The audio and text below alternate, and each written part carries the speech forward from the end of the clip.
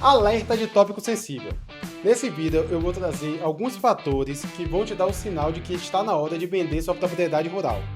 Mas não se assusta, nem todos os fatores aqui são ruins, alguns são positivos, que o objetivo é que você realize o lucro na propriedade e curta a sua vida. Seja muito bem-vindo a mais um vídeo do canal Alavancando Rural. Meu nome é Leonardo e hoje eu vou trazer aqui alguns sinais ou alguns fatores que você deve analisar para ver se é o momento de vender o seu imóvel rural. Como eu já falei na chamada do vídeo, não necessariamente esse fator é ruim, às vezes é só uma forma de você realizar o lucro da sua propriedade, pegar esse dinheiro e investir em outra coisa ou apenas curtir a vida. Como qualquer material, qualquer bem físico, a propriedade rural, todas elas são vendíveis ou compráveis. E do lado do comprador, a gente sempre busca um preço interessante para que a gente tenha um lucro. Mas sem querer te assustar, alguns fatores aqui serão fatores negativos, que mostram que a venda naquele momento pode diminuir o prejuízo. E já vamos começar pelo fator econômico.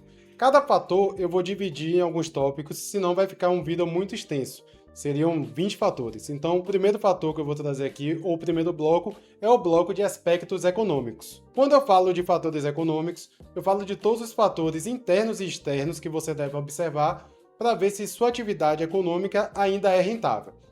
Então, a primeira coisa que você vai fazer é colocar em planilha seu lucro nos últimos anos e ver se esse lucro está caindo. Depois, analisar se o lucro está caindo por questões operacionais que você consegue reverter ou se é apenas uma tendência de mercado. E essa tendência de mercado que está acontecendo, que faz seu lucro cair, ela tem alguma previsão de ser revertida ou a tendência é continuar caindo? Observe isso e descubra se a economia está jogando a favor ou contra da sua atividade. Vamos de exemplo. Sua atividade econômica pode ser diversas, como criação de gado, venda de leite, e aí observe os cenários econômicos.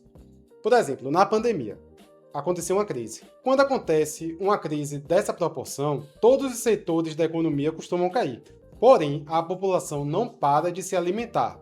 Então, começa a existir um medo de falta de alimento, e aí os preços de alimentos, da carne, de frutas, começam a aumentar. A famosa lei da procura e da oferta. Na pandemia, a gente teve um aumento considerável da arroba do boi, que fez com que muitas pessoas que realizavam essa atividade econômica realizassem lucros e vendessem os animais. No entanto, quando a gente não tem uma crise possibilitando um cenário econômico mais favorável, isso também faz com que ocorra mais investimentos em todos os setores da economia.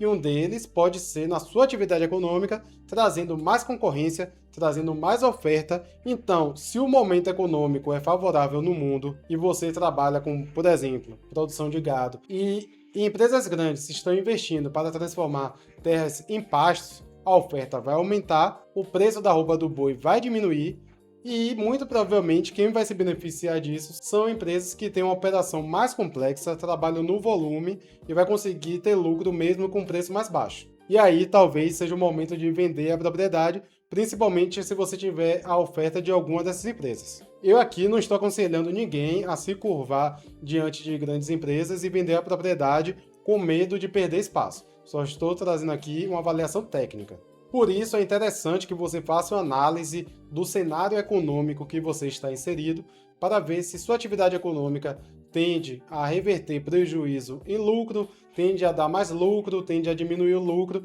e veja se vale a pena ou não manter sua propriedade.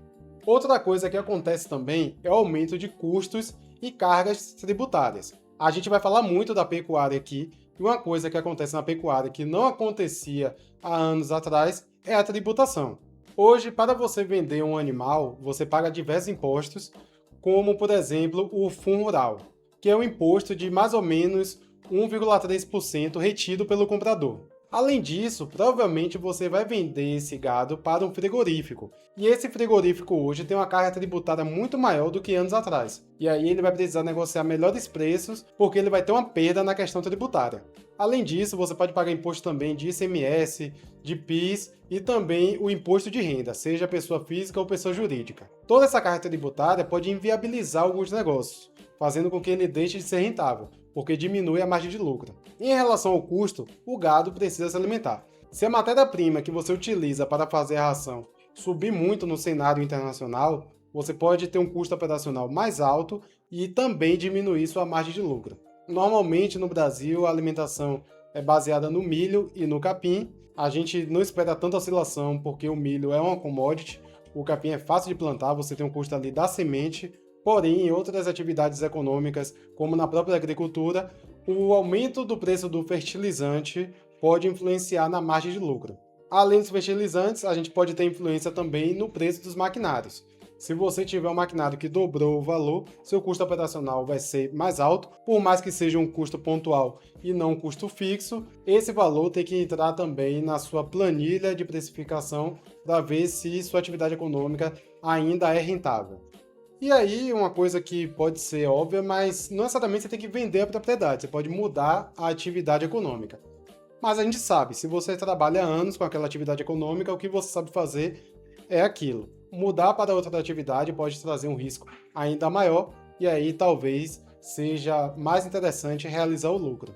Está buscando pelo conhecimento necessário para marcar o seu poço? Eu criei um e-book com todo o conhecimento adquirido ao longo dos anos, com uma metodologia infalível para a marcação de poços. Clica no link fixado nos comentários e garanta o seu. Finalizamos o bloco 1, que é o bloco de aspectos econômicos.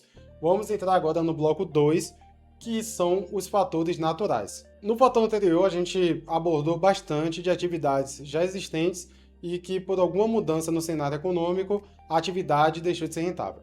Porém, vamos pensar que você quer instalar uma nova atividade econômica e descobre que o solo não é fértil o suficiente, o solo é pobre. Esse solo, além de não ser rico em nutrientes, ele pode ter muita pedra e dificultar o manejo, fazendo com que algumas atividades sejam inviáveis.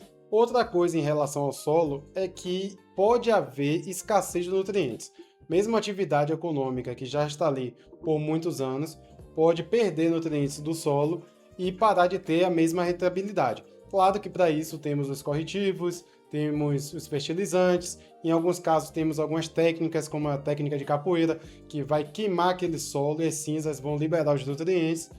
No entanto, também deve ser analisada para ver se a atividade econômica ela vai continuar sendo rentável. Nessa técnica de queimar o solo para liberar os nutrientes, a gente tem uma coisa que é muito conhecida, que esses nutrientes são disponíveis por alguns anos e depois cai drasticamente. Se chegou em um ponto em que o solo não é rico o suficiente para aquela atividade econômica, talvez seja o momento de vender a propriedade. Outro fator dentro dos aspectos naturais é a escassez hídrica. Pode ser por falta de chuva ou por falta de água do aquífero. Geralmente as pessoas resolvem isso com perfuração de poço. Esse canal aqui é voltado para aquíferos e poços artesianos. Vocês sabem muito bem, para quem já é antigo no canal, que nem toda a terra vai ter água em aquífero e vai permitir a captação de água por poços artesianos. E a falta de chuva pode tornar inviável uma atividade econômica em área rural. Mesmo em propriedades que já possuem poços, esses poços podem vir a secar por superexplotação do aquífero. Você pode produzir muita água ao decorrer do tempo, ou a região começar a produzir muita água de poço com o seu e de seus vizinhos e o aquífero secar.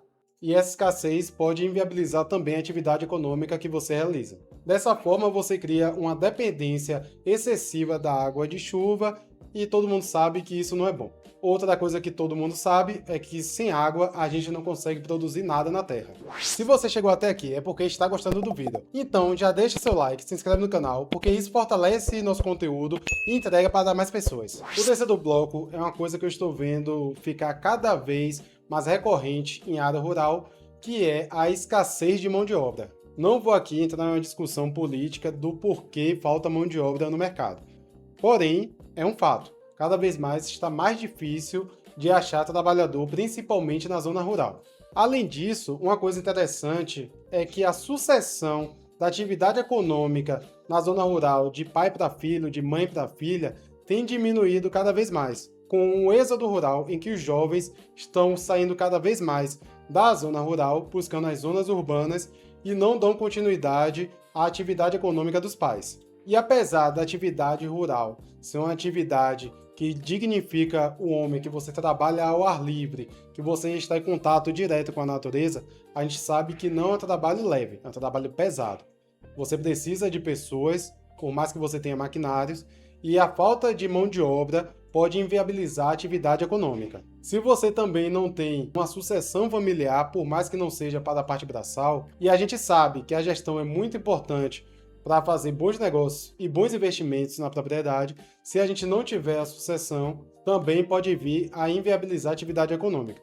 A gente sabe que o que engorda o gado é o olho do dono. Se a gente coloca terceiros para gerir, a gente não pode esperar uma mesma eficiência de colocar uma pessoa da família. Porque, além de ser um familiar, é uma pessoa que vai assumir aquilo e tem um olhar de dono.